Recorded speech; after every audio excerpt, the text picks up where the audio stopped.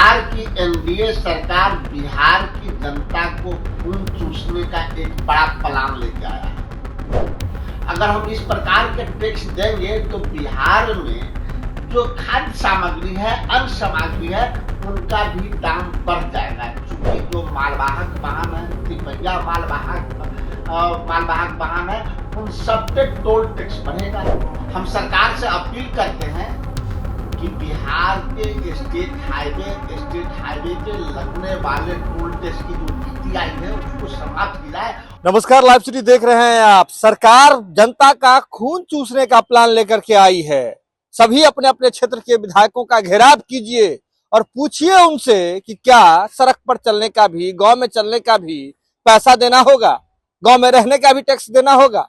ऐसा हम नहीं कह रहे हैं, बल्कि कांग्रेस की ओर से सवाल उठाया गया है। आपको बता दें कि राज्य सरकार नीति लेकर के आई है, जिस नीति के मुताबिक जो राज्य में स्टेट हाईवे है और इसके साथ ही पुल पुलिये है, उस पर जब वाहन गुजरेगा तो उसके लिए ₹1.25 से लेकर के ₹4.25 प्रति किलोमीटर के हिसाब से अलग अलग दर जो है वह तय किए गए हैं। और इसको लेकर के कांग्रेस अब हल्ला बोल कर रही है।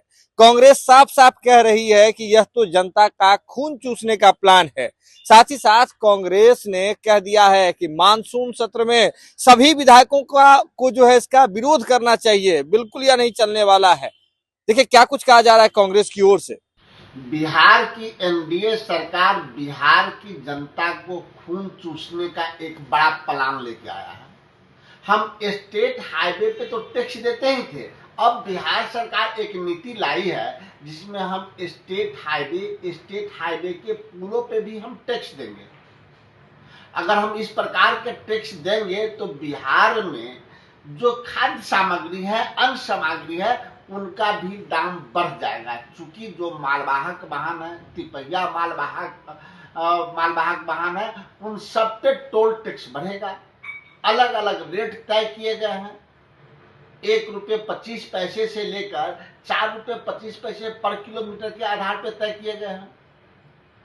तब जबकि हम गाड़ी खरीदने जाते हैं तो रोड टैक्स देते हैं। जब हम स्टेट हाईवे पे टैक्स देंगे, हम नेशनल हाईवे पे टैक्स देंगे, हम राज्य सरकार के हाईवे पे टैक्स देंगे, तो फिर हम रोड टैक्स किस बात पे देंगे। हम सरकार से अपील करते हैं कि बिहार के स्टेट हाईवे पे लगने वाले टोल टैक्स की जो नीति आई है उसको समाप्त की जाए और जनता को राहत दे। और जनता से आग्रह करेंगे कि आप क्षेत्र के अपने क्षेत्रीय विधायकों का घेराव कीजिए और उनसे पूछिए कि आखिर गांव में चलने पर भी टोल टैक्स देना पड़ेगा, स्टेट हाईवे बगल के रोड पर भी टोल टैक्स देना पड़ेगा।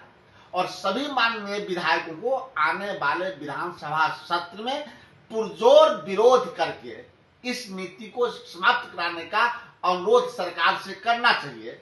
और जनता, कांग्रेस पार्टी नई स्टेट हाईवे टोल नीति का विरोध करती है। अगर स्टेट हाईवे पे टोल टैक्स लगेगा तो सरकार गाड़ी खरीदने के समय में जो हम रोड टैक्स देते हैं उसका भुगतान तो वीडियो देख लिया आपने। सीधे तौर पर समझिए, कांग्रेस हल्ला बोल के मूड में आ गई है। कांग्रेस साफ साफ कह रही है यह बिल्कुल नहीं चलने वाला है।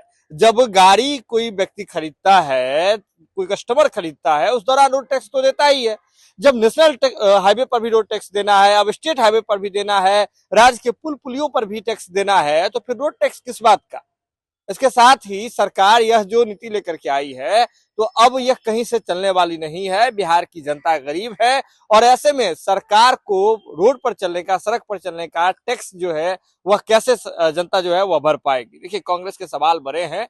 और जैसे ही यह सरकार, जो मौजूदा एनडीए सरकार है, बिहार में सरकार है, वह इस नीति को लेकर के सामने आई है, उस समय से ही जो विरोध के स्वर जो है वह सभी के वह उठने लगे हैं। और सभी इस पर सवालिया निशान खड़े कर रहे हैं कि राज्य में जो स्टेट हाईवे है उस पर टैक्स जो है वह सरकार को कैसे चुकता जो है वह जनता करेगी।